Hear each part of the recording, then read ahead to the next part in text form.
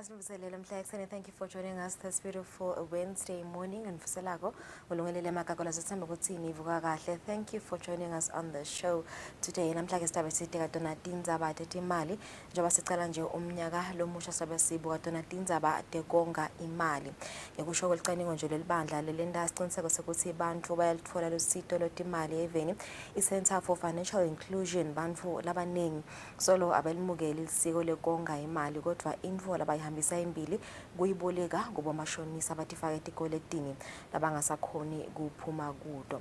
Tinhlangano kwetetimali letihlale tikucwayisa eMaswati ukuthi intfo lemcoka lekumele bayende kwakha luhlelo lokusebentisa imali yabo kude itawusebenziseka kahle kakhulukazi inyalo lokunje sesicale umnyaka lomusha. Sidabe sikhulumisana ke namhla on the show nebaka Financial Services Regulatory Authority FSRA ngetindzaba tekonga imali, tindzaba titokufela bomashonisa kanye nama illegal schemes.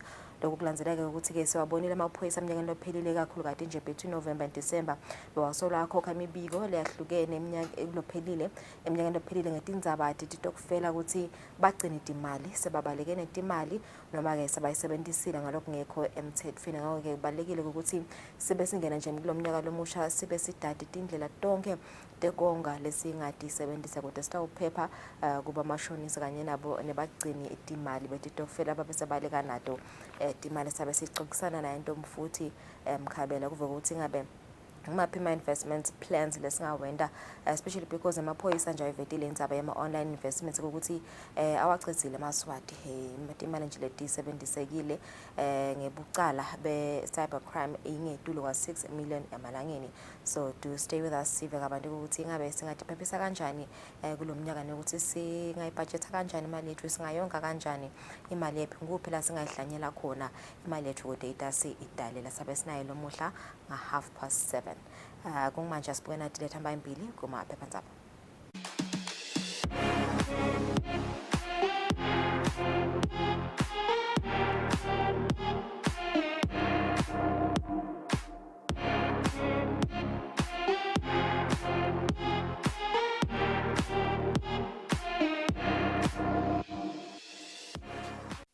Welcome back. Asicela sibuke Eswatini Observer sibuka tihloko letihamba imbili. Kuma headlines lomuhla nato ke leti hamba imbili njabuleni class of 2023 excels my top students ke lawo asenjabuleni lente kahle kuma exams. Kanti kuletinye hamba imbili Taiwan warns of China threat. Ambassador Jeremy Liang says China is working behind the scenes to sabotage the country, which could lead to the second unrest. Stories more on pages 2 and 3. Mozambique introduces travel restrictions for kids and 5 Carolina truck accident victims have been identified. Asibuka kutemidlalo letamba imbili sibuka tindzaba te-Ingwenyama Cup. Manzini Wanderers is wary of Sisonke. 5 players boost for Wanderers. Kuletinye letamba imbili Pilani is off to SA's Black Leopards and league games return this weekend. Kuletibia ngaphandle European football mourns France.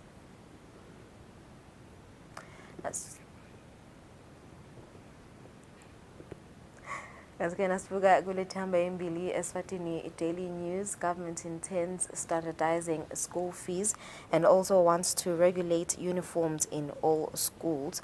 There's still no confirmation on Carolina accident alleged to involve Eswatini.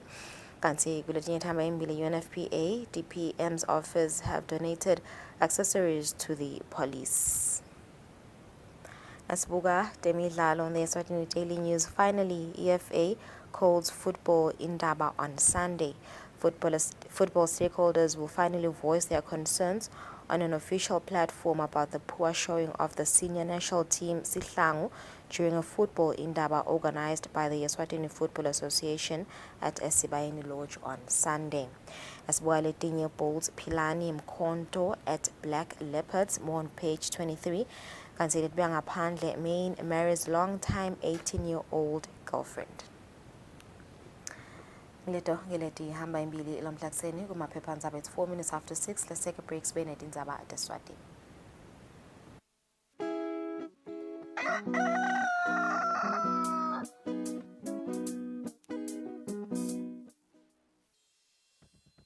Umsakazo wetithombe iEswatini TV utibophelele kuhlonipha nekulandzela umgomo wetekusakata loweluswe libandla letekuchumana eVeni. Ngephansi kwalomgomo sitimisele kusakata tindzaba tenteya ngaleso sikhatsi tindzaba letide emagama lacosheme letitsembekile letitsintsa tonke tinhlangothi naletisebaleni kusukela kutepolitiki, tetemphilo, tekulima, tetinkantolo netemhlaba wonke jikelele siniletsela tindzaba njengoba tinjalo ngaleso sikhatsi letenteka ngaso. Kanzi kulomsakato siphindze sikulethele lonke luhlobo lwetemidlalo kusuka emidlalweni welibhola letinyawo kuye emidlalweni ledlalelwa ematafuleni kanye naleto letichamuka ngaphandle kwakuleli. Leti tindzaba lowutiletselwa ngumsakazo wetithombe iEswatini TV.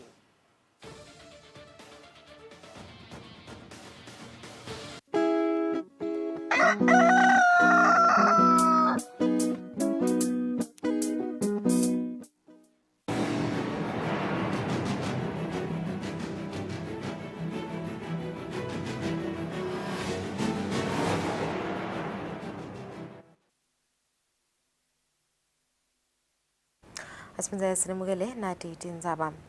Lihhovisi leliphindandunankulu lemukele emathulusi lafaka ekhatsi bongcondvomshina labange-20 labangabita imali lengu-596,300 emalangeni longemathulusi latawusetjentiswa kulwa nekuhlukubetana ngetebulili kanye nekugcina imininingwane ngemacala aloluhlobo i-Gender-Based Violence Management Information System.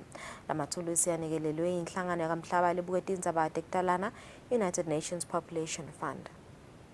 Omkhulu ehhovisini leliphindandunankulu uMelusi Masuku uthi lamathulusi lafaka ekhatsi bongcondvomshina atawusita kakhulu kulabo labasembili kulwa nemacala ekuhlukubetana ngetebulili lokufaka ekhatsi emaphoyisa. The provision of computer hardware support will greatly contribute to ensuring that partners, especially frontline responders like the police, especially DCS unit, can promptly capture reported cases and transmit them for analysis and evidence generation.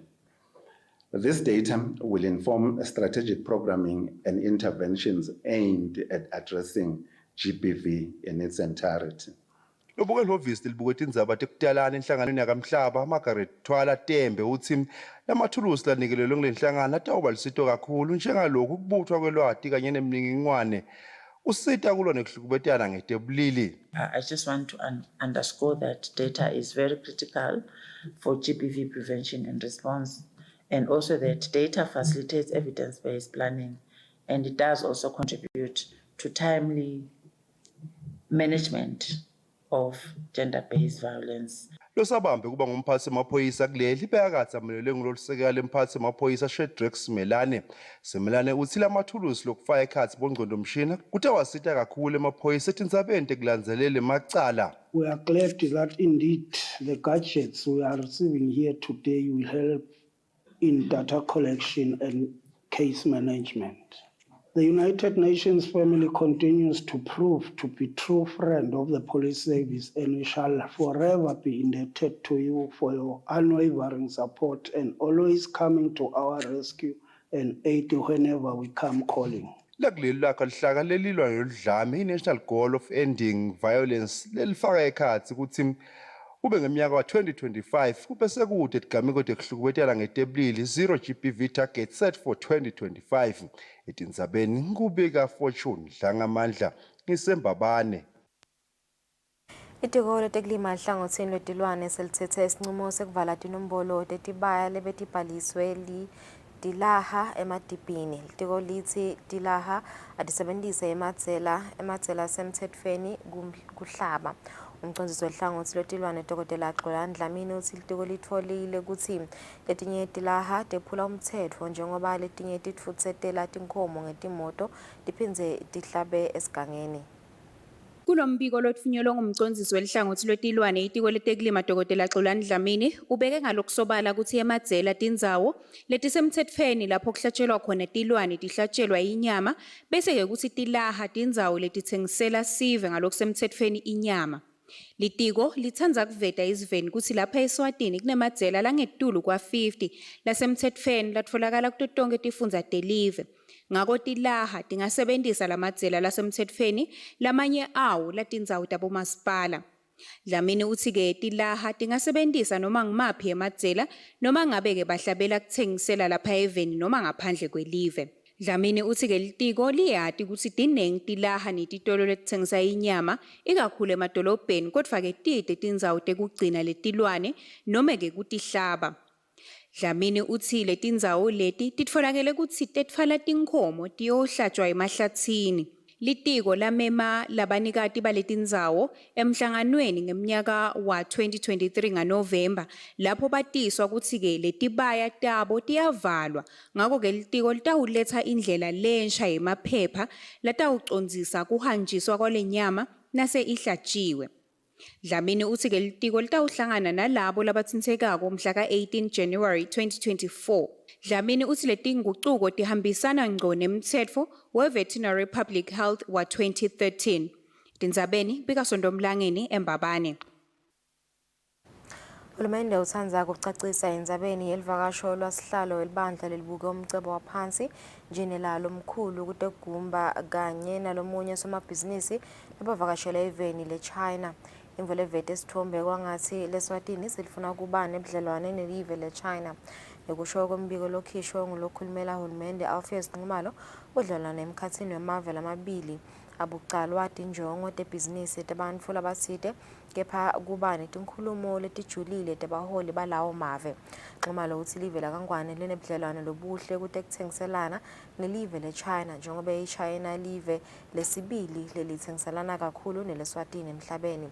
Nxumalo utsi maningi kakhulu emabhizinisi ekudzabuka eChina lasebentela eSwatini ngekukhululeka. Ngekusho kwaNxumalo inkampani leyakha lidamu eMpakeni Dam esifundzeni saseshiselweni yaseBeijing. Utsi uhulumende ude sizatfu sekulwa nabosomabhizinisi belive leChina nemaswati nawo akakavimbeleki ukuthi yavakashele eChina.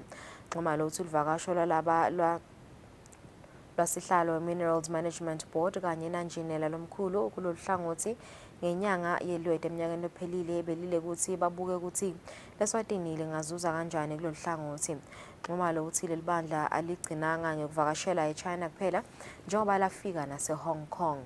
Uthi inhloso lenkhulu yalolu hambo bekuthi losomabhizinisi lenkampani yakhe iniketwe imvumo yekumba umcebo waphansi phophonyane akhombisa luhlobo lwemishina labatayisebentisa kulomsebenzi. Litiko letemsebenti lemkhulu nekutfutsa lithi kude sizatfu sekukhonona kwetakhamuti letizuza emgwacweni welitiyela losuka emotshane uyofika esigangeni njengaloku igontlaki leyiwakhako ithi nayivula kuleli viki ilungise konke labakhala ngako lokufaka ekhatsi kucacabuka kanye nekuvela kwetigotsi kulomgwaco. Lokhu kuvete kunjinela lomkhulu kuleli tiko Vincent Dlamini logcizelele ukuthi lomgwaco usakhiwa futhi usezingeni lebelivele lihloswe ukuthi liye kumgwaco longu-6.5 kilometers lobeta imali engu-30 miliyoni emalangeni losuke emotshani yofika esigangeni kodwa sive sesinekukhala losinako. Lesinye sale sive sithi akucaci kahle ukuthi lo mgwaco uyi-pro-base noma ulitiyela njengaleminye lemikhulu leyakhiwe nguhulumende.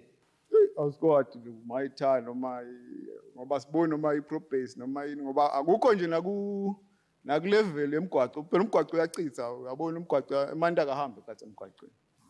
Ngekuva kwethu kwakuthiwe ukuthi abayitha lephilako lefana nanjenana ile yakubo speak but ke lena angiyati noma itha noma i-pro-base.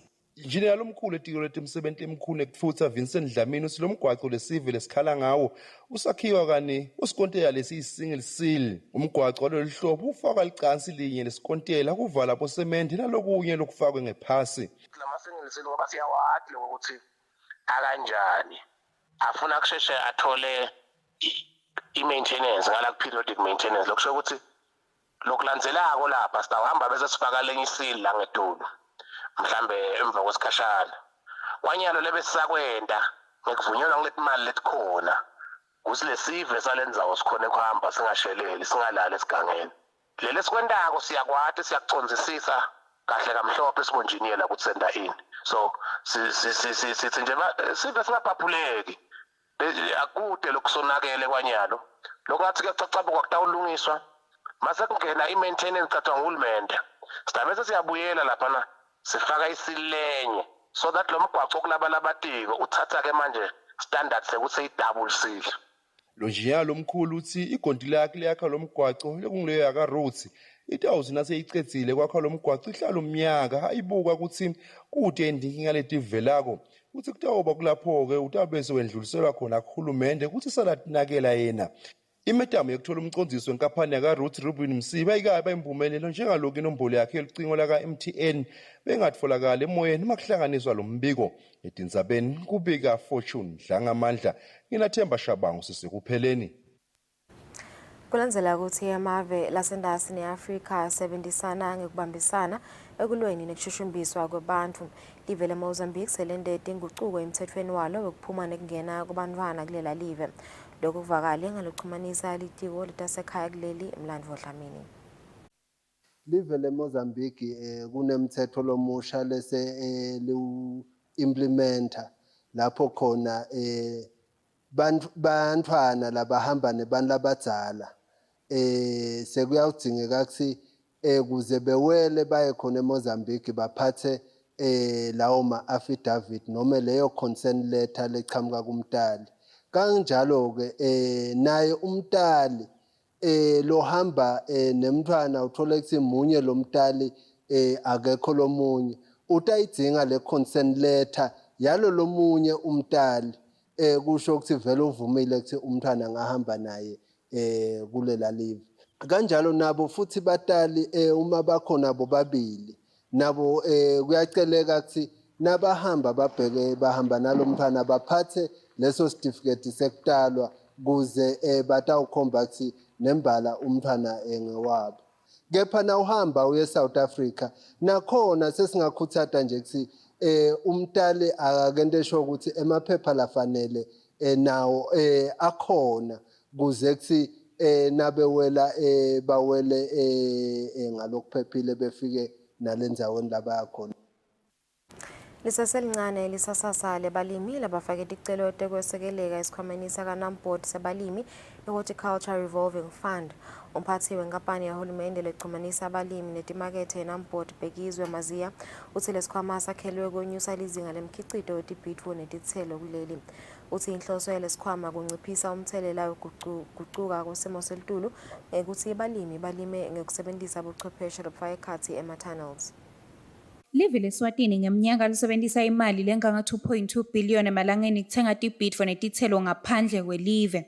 Kutama-ke ukuthi live lingalahlekelwa imali lengaka kunebalimi. Inkampani iNamport isukumise isikhwama se-Horticulture Revolving Fund kuthi-ke balimi basekeleke ngetimali tekwakha takhiwo letitawuvikela tilimo kulesimo sekugucuka kwelitulu kanye-ke nekuthi batfole imali yekulima.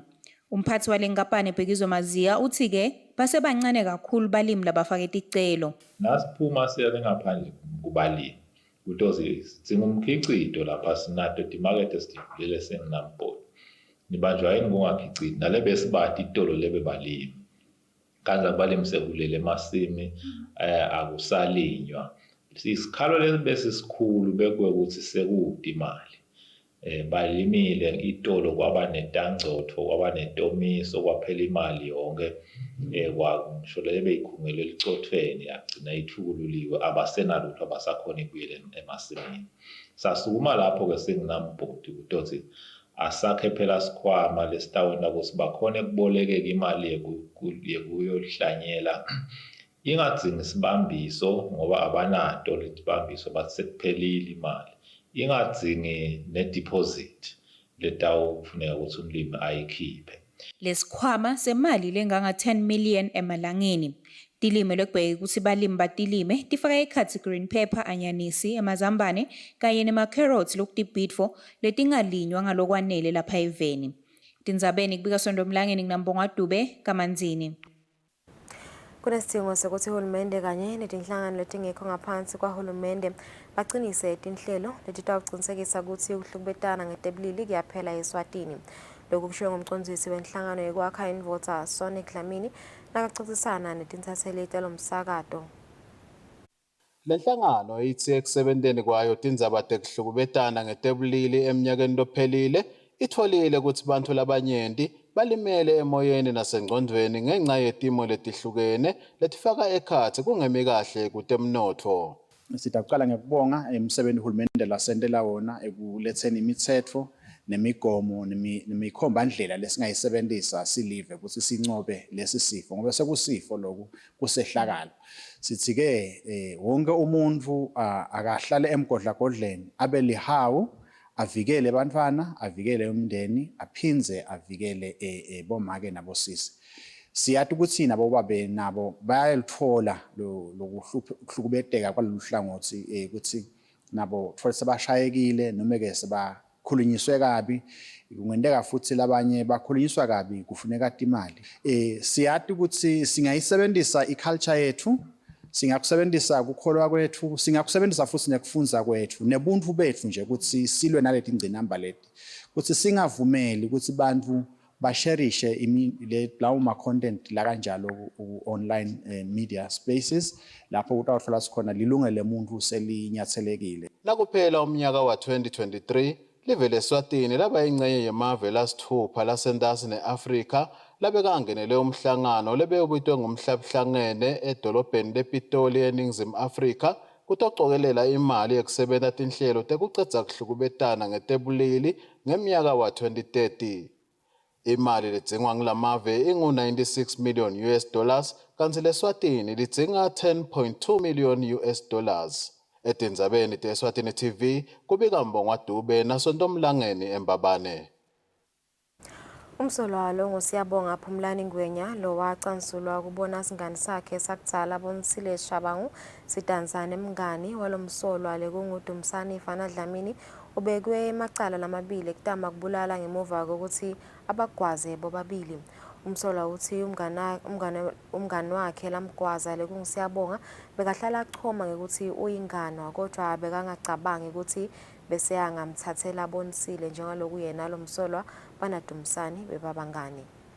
Umsolwa Siyabonga Ngwenya uthi wabosha amaphoyisa aseMankayane nathi ngo-24 Disemba eminyakeni lophelile. Uthi wabeke emacala ekutama kubulala Dumsani Dlamini kanye naBonisile Shabangu. Emaphepheni asenkantolo Siyabonga uthi bekakholelwa ukuthi Shabangu bekathandzana naye kanye naDumsani lokungumngani wakhe umsolwa. Umsolwa uthi laba lababili bebatshengisa ukuthi basondelene kakhulu kanti lokhu bebangakufihli bakwenta ngisho nasembi kwakhe. Umsolwa uthi umsolwa uthi lokhu kwamenta wasola ukuthi laba lababili bambathisana ingubo. Umsolwa uthi Bonisile bekahlala endlini kaDumsani leti indlini temnyango ocinza timilo eMankayane. Umsolwa uthi angabagwazi Dumsani wamshayela wamtshela ukuthi Bonisile bekasendlini kaDumsani. Umsolwa uthi bese kumnyama kakhulu ngaleso sikhathi futhi akaboni ukuthi Bonisile wahamba kulobo busuku. Lo msolwa uchubeka ukuthi Bonisile wase uyamshayela wathi akavele kaDumsani atolanza sipatshi. Uthi Bonisile wamnika lesipatshi wachubeka yena Bonisile wahlala kaDumsani. Uthi kwathe emini banatha tshwala bosane nyama boBonisile naDumsani bachubeka ngekudansa lokukhomba ukuthi bayatana bangakagcoki. Umsolwa uthi kulelo langa Bonisile bekanconota kuhlala yana Dumsani kunekuhlala naye. Uthi wetama kubakhuta ngalokusonzelana kwabo kangaka wabatshela ukuthi lesonto sabo lesi sifana nekumkhaphela kodwa kwabanhlanga timuka nemoya. Umsolwa uthi Dumsani ngumngani wakhe losafana nemnakabo njengalokubatelela imfihlo letinyenti. Uthi ngesikhathi ahlasela laba lababili bekatfukuthele kakhulu njengaloku kwentiya ngesikhathi basadansa. Zokugijimela enkantolo lenkulu umsolwa kuyofaka isicelo sokutokela ngephandle. Inkantolo lenkulu imnike ibheyili ya 15,000 emalangeni yase isakabhadala imali engu-3,000 emalangeni bese lelenye lengu-12,000 emalangeni iba sibambiso.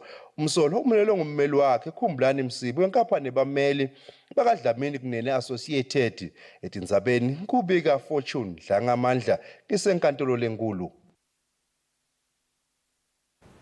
Inhlangano yabosomabhizinisi bemdzabo iFirstBig ithi kulomnyaka wa 2024 itawusebenta kakhulu tinhlelo leticonze ukuthuthukisa abosomabhizinisi bemdzabo kuleli njengoba isebenzisana nahulumende. Tinhlangano letehlukene kuleli kanye naleto takamhlaba lelifaka ekhatsi yaka ILO ekufezeni tinjongo tayo. Esitatimendini lesithunyelelwe betindzaba lenhlangano ethi iyasethabela sento sahulumende sekuhlanganisa emabhizinisi langentiwa bantfu bakuleli kuphela kulawo langentiwa nangulabo bekuhamba. Kanti letibuye eshiselweni bantfu benkhundla yakumthambama bakubuke ngemehlo labovu kuvulwa kwesakhiwo senkhundla lesisha lesive sithi bese sihamba sigaba lesitse kutfola lusito lwasenkhundleni njengekwakha titifiketi. Kanti nasibuka temasiko emaphepha ekufaka ticelo tekungenela umncintiswano wetemasiko weNgonyama Cup sekayatfolakala emahovisini alabaphethe tifundza. Nekusho kwalokuxhumanisa iNgonyama Cup temasiko nesive Sandile Nxumalo neluhla lwetingoma letibhekekile seluphumile nalo. Sihlalo welkomiti lesikimu semande eNgwazini Nozipho Nhlabathi ucela lusito lekuthengelwa imoto lesetjentiswa yinjini letfonsa emanti kulandzela kutsi libekadze banayo ibafele. Nhlabathi uthi sebatfonsa kamatima njengoba emanti sekumele bawakhe emfuleni. Kuletibuya ekukhanyeni sive senkhundla sekukhanyeni sikhala letimatfonsi ngemgwaco lengu D29 longasahambeki ngenxa yetigotsi netimbambo letigcwele umgwaco. Lesive sithi timvula letikhona kulamalanga tifike tawenta wangasahambeki nhlobo.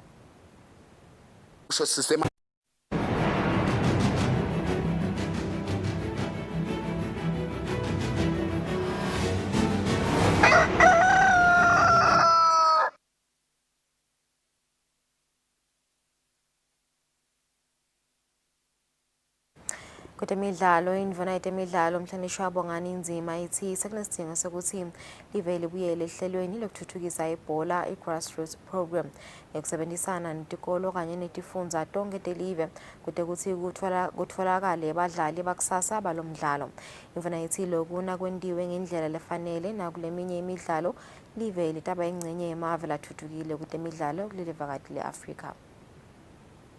Njalo Bongani Nzima ithi kude kuthi live likhona ikucudzelana nalamanye emave emidlalweni webhola sikhona sidingo sokuthi kube khona kusebenzisana netikolo kanye nekufuna abadlali kuto tonke tifundza telive.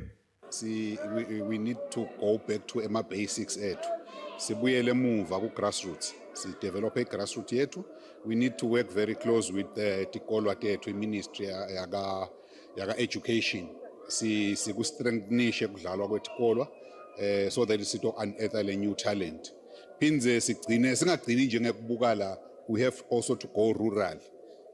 Sitibonile siwabonile ama teams lamanye ngibonile sekuqhamuka bonsinizini nabo madlenye kushothi lepha sikhona lokuhle lokudaba. We need to strengthen that. Singagcini lapho, I'm looking forward ukuthi believe lo ukuthi international we don't have ma players la khona la ngadlale live la kaNgwane. So we need to also unearth that. We need to see babulala abanye ngoba mina ngeke ngasebenza international. We know there are people that are staying outside bangemaswati. We need to get that. Indvuna iphetha ngekuveta ukuthi lokhu ungasebenta emidlalweni hayi webhola kuphela njengoba naleminye imidlalo ingazuza lokunyenti nangabe ingakhona kufuna abadlali kutotonke tifundza telive basebancane. Lobikela umsakati Eswatini TV temidlalo ngilinda Dlamini ana Fabrice Msonera eMbabane. Kanti kuletinye temidlalo mengameli wenhlangano lengamele ibhola eveni Peter Simelane uthi ngekubambisana nesive lenhlangano masinyane itawubamba umhlangano lotabo uconze kucatulula tinkinga letikhona likhethelweni lesive sihlango semnikati kulamalanga lapho khona sibonakala singakhoni kudlala kahle. Muvo kuthi 28 minutes after 7 stiphetha lapho tindzaba tetfu lomhla ekseni siyabonga sisona nihlatsene nathi asibeke efeni sidaba esikhuluma ngetindzaba tekonga imali.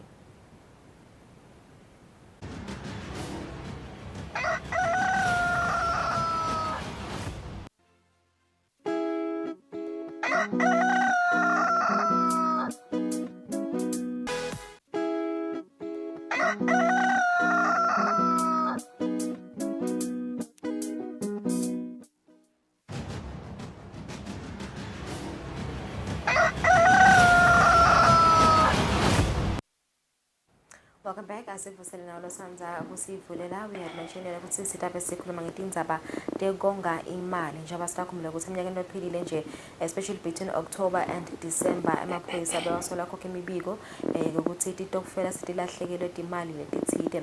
Balekele ukuthi ke sade ukuthi sisacala nje umnyaka ngutiphi mhlambe tindlela lesingatisebenzisa kuzama konga imali singatikhanzisa siboleka imali kubomashonisa laba bese basicharge ama-interest lamaningi nekuva nje ukuthi ngabe ngumaphi mhlambe ama-investments plans lesingawena sisacala umnyaka kude sitawukhona ukuthola inzunzo lengiyona kuphela wona imali. I'm joined by Ndomfuthi Mkhabela losuka ka-Financial Services Regulatory Authority kusichazela abantu njengato letindlela leti nokusibonisa nje ukuthi engabe imali singayonga kanjani singabudgeta kanjani kude sikhone ukuphila futhi singatikhanzi sisebenzisa imali leside yona. Sikuvusele. Thank you so much for joining us. Lamhla ngicanga ukuthi itopic lena lebalekile futhi especially because sisaqala wona umnyaka sifuna ukuhlela kahle ukuthi by end of 2024 sifese ukufika phi mhlambe nama savings ethu. I think nje kuqala kungaba kuva nje ukuthi kubaleka kangakanani vele ukuthi sisave imali kusita kuphi nje empilweni. Asibonge ngivusele nembukele ekhaya. Konga kubalulekile ukuthi sikwende sibantu ngoba phela likusasa asikhona ukuciniseka ngalo. So kumqoka lokho ukuthi ubekele eceleni kuze phela utokhona kuhlangabetana naleto tidzingo leti bese setiyavela ngaleso sikhathi. Naloko ukuthi ke uma ngabe ukwenda umkhuba lokho ukuthi wonge uyakhona lokho ukuthi urelieveke etintweni letifana nabo stress ngalokuthi kukhona lokubekako lapha engongweni ungadli konke kuze phela utokhona ukuthi uphile kahle nekwekuthi phela ukhona nekwekuthi uhlangabetana naleto tidzingo letitawuchamuka letinye ke tidzingo ukhanza ukuthi tichamuka nje ungakateleli uma ngabe ke kude lo lokubekako lapha engongweni utawusese wenda njani so tikhanza sowuthatha tikweleti le nale. Ingabe nje mhlambe futhi sesingena nje kito letindlela tekonga usichaze nje ukuthi ngitiphi indlela tekonga letikhona because labanye ukhanza ukuthi mhlambe basave banemabhange lamathathu ngiyabekisa batawona isiqiniseko sokuthi basave in each and every bank bayabeka imali lapha bayibeka imali lapha mhlambe bainvesta ngalana bayafaka estokfeleni bayafaka enhlanganweni yekudla kuyasida yini lokho lokuthi imali yakho uyibekele nale mhlambe nje yasida ukuthi uyifake enzaweni. Kufaka imali yakho kuba kahle lokho ukuthi ungayifaki ndzawonye noma ngesingisi nasingasho nje ukuthi you do not put your eggs in one basket. Kufanele ukuthi wongele nale kude nangabe kukhona mhlambe lapho wonge khona sekungasahambi kahle kungabe phela sekuthanyeleka konke beka le nale netinzuzo phela tiyehluka. Konga nje lengingakusho ukuthi kucala la ekubudgeteni. Uma ngabe ungabudget angeke ukhone ukuthi bese sowuyonga ngoba uma ngabe ubudgetile uyalakha lo luhla lakho lokuthi ema expenses akho athini njalo bese soyakhona ke ukuthi ngaleyo ndlela leyo ukhone ukuthi imali yakho uyisebenzise kahle. Ngilenye indlela yekonga le ngoba kukusita lokho ukuthi le mali yakho uyiplanele kahle lokho ukuthi utayisebenzisa kanjani. Athani ke naso uyedile leyo budget yakho uyivakashele utokhona lokubona ukuthi vele lo luhla uyalilandzela yini nawenda njalo kutase sekuyakusita ke lokho ukuthi ukhone lokho ukuthi uphile within your means. Uma ngabe le budget yakho utawusinaso uyendile uhle uyihlole lokho ukuthi vele ngisahamba ngayo yini.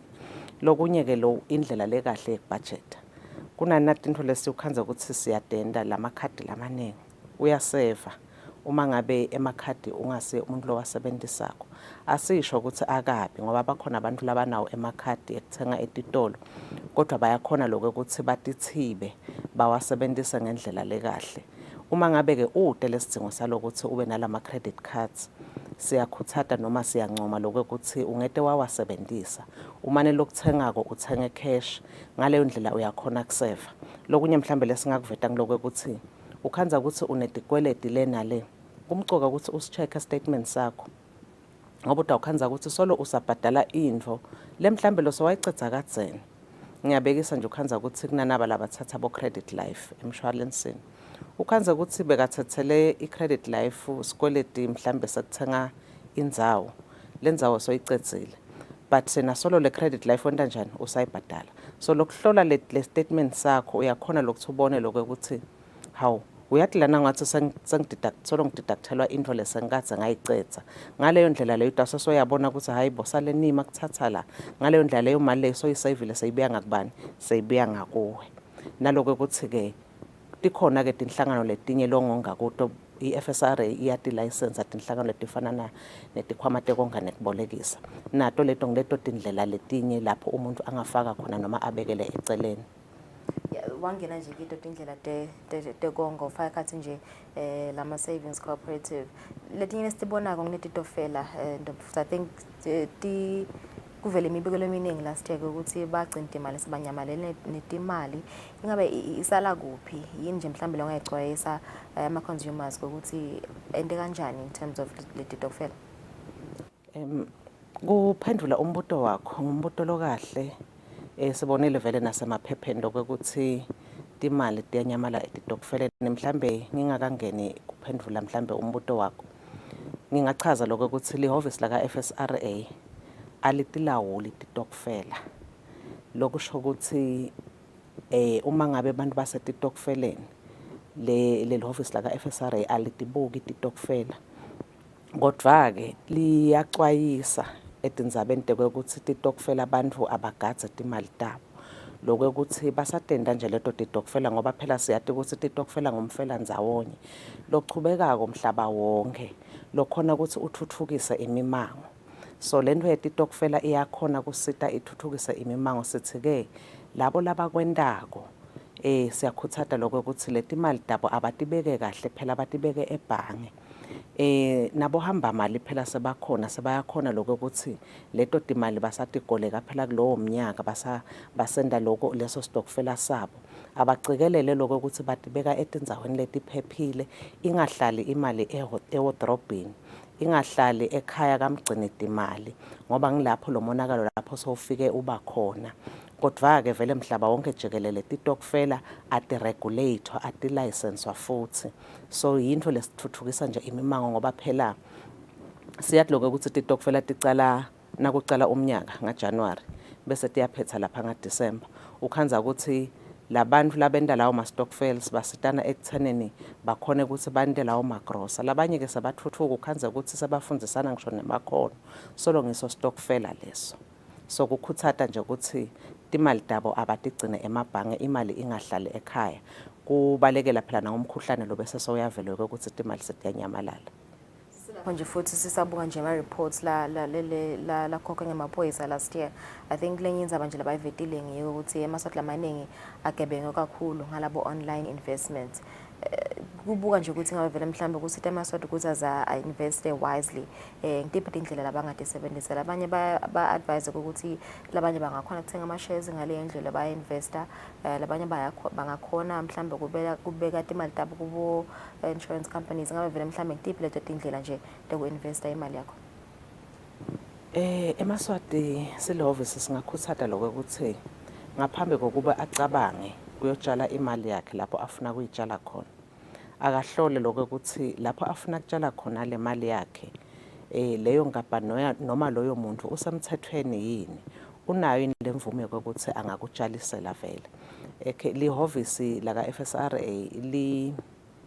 line internet noma linengozi ye-website lapho ungakhona ukuhlola khona tinkampani leti-license lele lihhovisi ungabona ke lapho ungabona khona ke lokho ukuthi wo ngingakhona ukutshala kunayo inkampani ngoba phela isemthethweni. Labo online ngingasho lokho ukuthi lihhovisi ligunyatwe ukuthi li-license tinkampani la even la kangwane letisebenta ngekuthatha timali kubantu tibathembise lokuthide lokufaka ekhathi leto tinkampani letifaka ekhathi bomshwalense nema-investment advisors kule live la kangwane labo online vele usuke vele sowuthatha i-risk ngoba usuke sowudilisha noma sowusebenta nemuntu longamade longamboni kanzi uma ubuka la kule website yethu utawuthola tinkampani letikhona la even letikhona nekwekuthi ungakhona nekutihlola nekwekuthi ungativakashela uyawubuta phela mhlambe nekwekuthi intalo yakhona usafuna ukutshala kuleyo ngabhani ithini. Labo online vele usuke uthatha i-risk ngoba nalomuntu lodilisha naye awukhone kumbona lehhovisi lakhe udalikhomba uthi likuphi.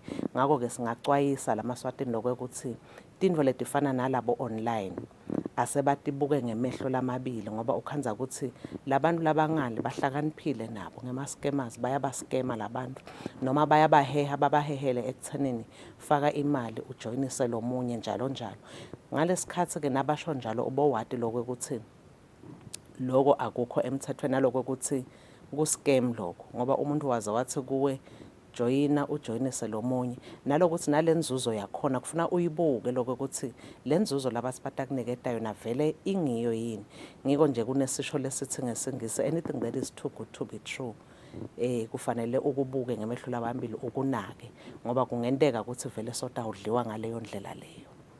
Kukuleti khathi leti nje letematema nje futhi bamfu ukhanza ukuthi sebasetikweletini letiningi timvo setidulile sebatikhanza sebathatha ama-loans lapha nalapha kuma-institutions lahlukene. So sifuna kuvela ukuthi what are the things that emaswati need to consider before taking a loan nokuthi uma ngabe sebatikhanze vele sebasetikweletini letiningi abasakhona ukuphefumula batikhwaka kanjani kulawo ma-debts lawo?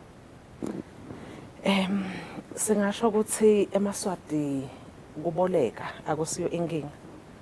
Yinto lenhle kuboleka ngaphandle uma wathi lokuthi lokuboleka kunesizathu lesithide. Ungaboleki ngaphandle kwesizathu. Ungaboleki ngoba uve umngani wakho athi uyoboleka bese nawe sowuvungathi ukhanuka imali sowufuna kuyoboleka. Sithi boleka ubolekele sizathu lesingiso. Ubolekele sizathu lesicinile mhlambe uyothuthukisa likhaya lakho. Mhlambe uyofundzisa bantwana noma mhlambe wongela ukuthi wena ufuna kuyotithuthukisa kutemfundo noma uyothenga siganga. Kuboleka lokhu kanjalo sithi kuboleka lokhu kahle. Uma ke sekwenteka ke ukuthi naku ke sokungenele la tikweletini wenda njani siye sithi cela lisido kubantu labaluleka ngetimali ngetindzaba tetimali ekuthaneni naku ke sengingenele ke la tikweletini ngingenta njani kuze ngikhone kuphuma la tikweletini. Sikhulumile earlier ngekuthi kumcoka kubudget vele lokho siyakukhuthata lokho ukuthi kuyinto lesilekelelako la ekuthaneni singatikhanzi sesigabdzela noma sesingene etikweletini ngekuthi phela sinalo naluhla noma naluluhlaka lelisita ukuthi imali yethu sitayisebenzisa kanjani. Letinye tintfo letisita uma ngabe sotikhanza songene esikweletini lehhovisi laka FSRA lilayisense naba lesibabita ngekuthi ngema-debt counselors. Ema-debt counselors ke akakubhataleli lesikweleti sakho. Kunaloko ayakusita lokuthi abuke lokuthi sowugcinene le nale nale bakhulumisane nalabo lobakweledako. Kuhlalwe phasi kubukakale lokuthi dabatini labangadenda kuze phela utokhona ukuthi uthole leyo relief. Mhlambe ngitawubekisa nje letikweleti takho sebatizamile lokuthi batibuthanise noma bakhulumisane nalabo lobakweledako ukuthi cha sicela ukuthi manje asale abhadala naye imali naye mhlambe bokubhadala 200 bese ke ekukhulumisane nalabo lobakweledako nivumelane lokuthi cha sotawubhadala 150 inyanga ngenyanga.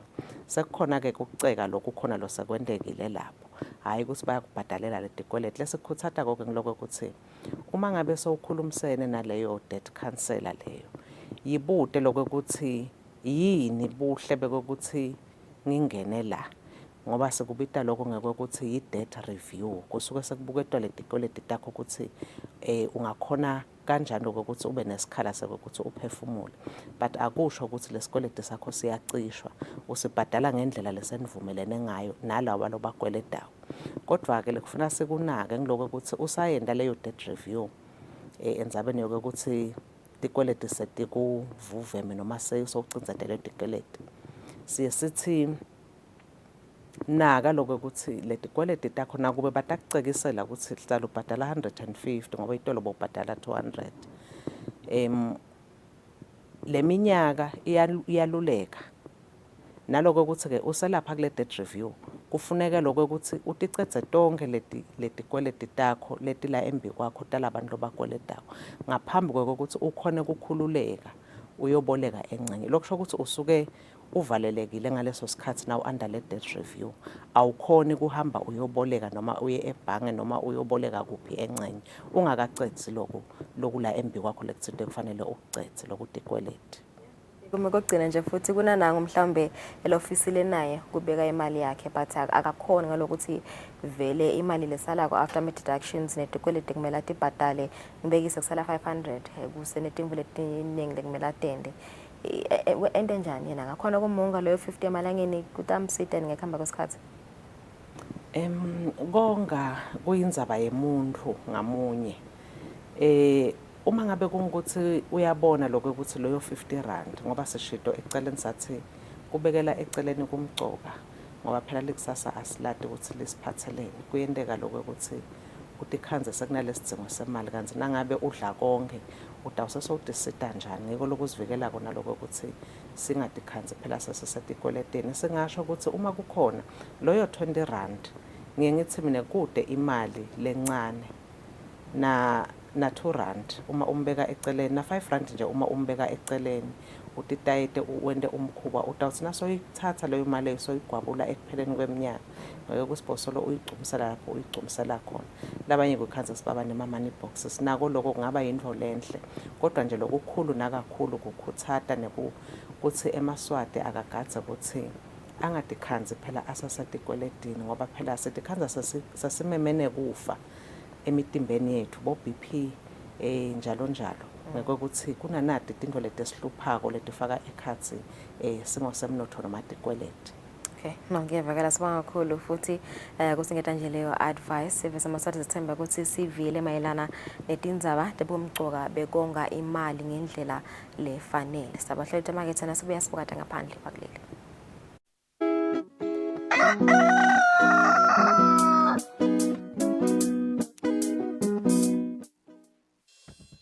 We at Eswatini Television Authority are committed to observing the Eswatini Communication Commission's Broadcasting Code of Conduct.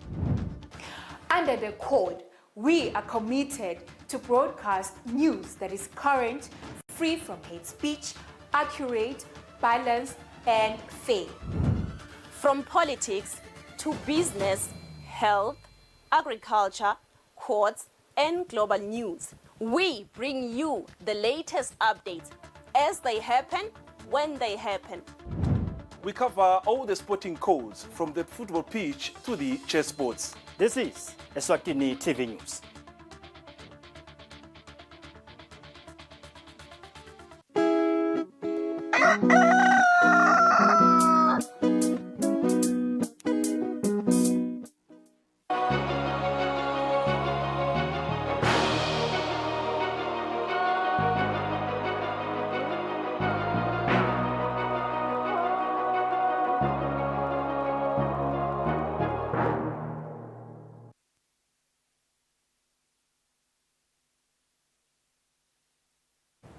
Welcome back. It's 10 minutes before 8 o'clock. Let's take a look at our international news. The World Health Organization officials voiced concerns on Tuesday about the possible collapse of hospitals in southern Gaza as the conflict intensifies around the city of Khan Yunis, with many medical staff and patients fleeing for their lives. Viewer discretion is advised on the following story. Wounded civilians continue to stream into Gaza's hospitals. Only about a third of the enclave's health facilities are functioning in any way, and the WHO warns they're now at risk of collapse. Israel is now largely focusing its military campaign on the central region and the southern city of Khan Yunis. As the conflict intensifies there, many medical staff and patients are fleeing for their lives. We're seeing this humanitarian catastrophe unfold before our eyes. We're seeing the health system collapse at a very rapid pace. We cannot lose these health facilities. They absolutely must be protected. This is the last line of secondary, tertiary healthcare that Gaza has. From the north to the south, it's been dropping, hospital after hospital. This man desperately sought medical aid for his brother. My brother was wounded yesterday in Al Aqsa. There are no doctors. What do I do? Let him die? They can't even find an anesthetic injection. He has a fractured skull and broken bones all over his body. For the hundreds of thousands of displaced, Living conditions are cramped with a lack of basic sanitation. The UN humanitarian chief says the strip has become uninhabitable. I don't know where my children will sleep. Will they sleep on the sand? There's garbage next to us. There is no safe place. There's no hygiene.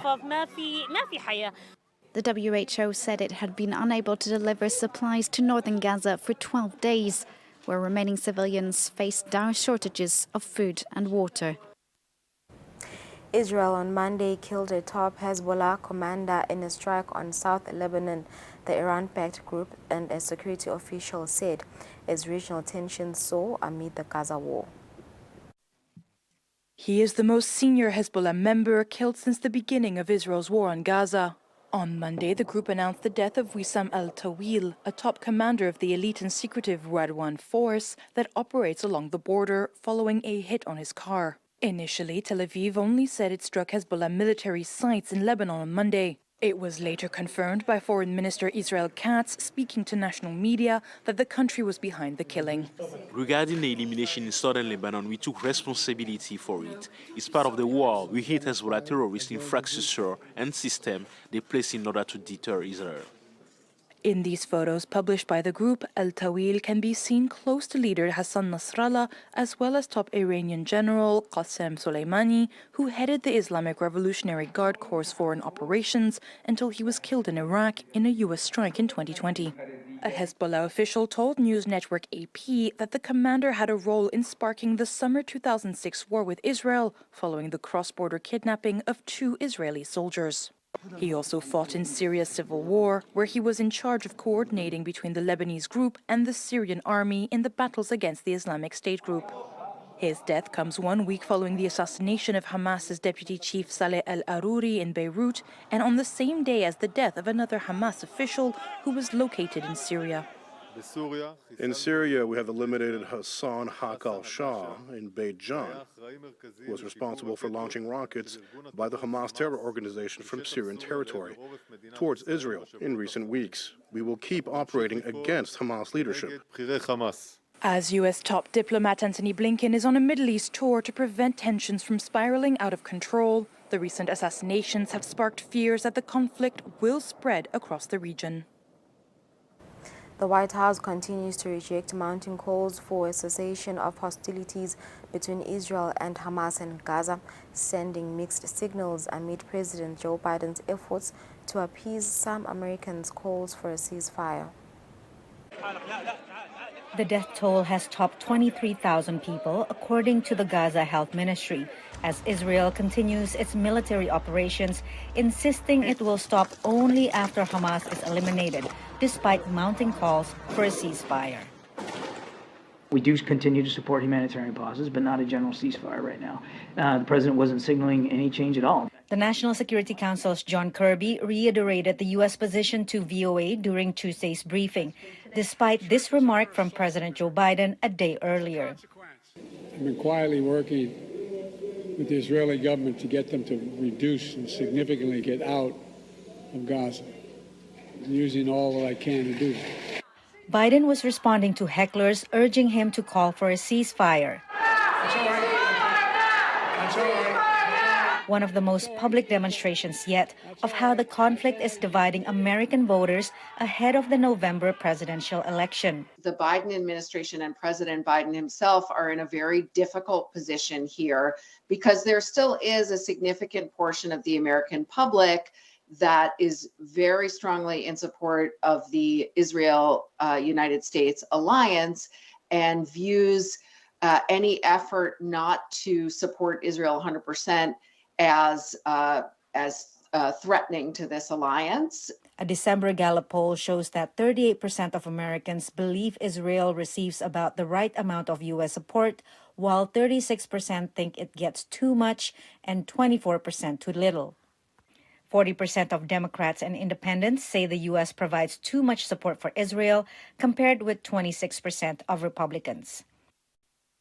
Ecuador declared a state of emergency on Monday after a dangerous narco boss escaped from maximum security, detention and unrest broke out at several prisons in the violence-plagued country.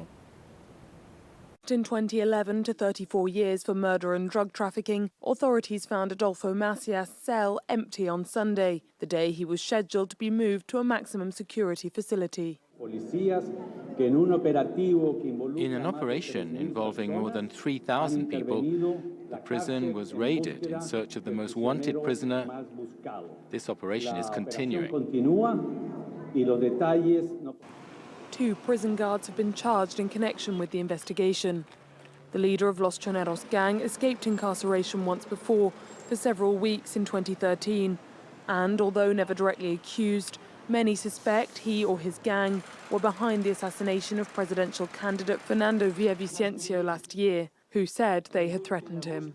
Days after the murder, Adolfo Macias was moved into a maximum security prison, only to return to lighter security a month later without explanation.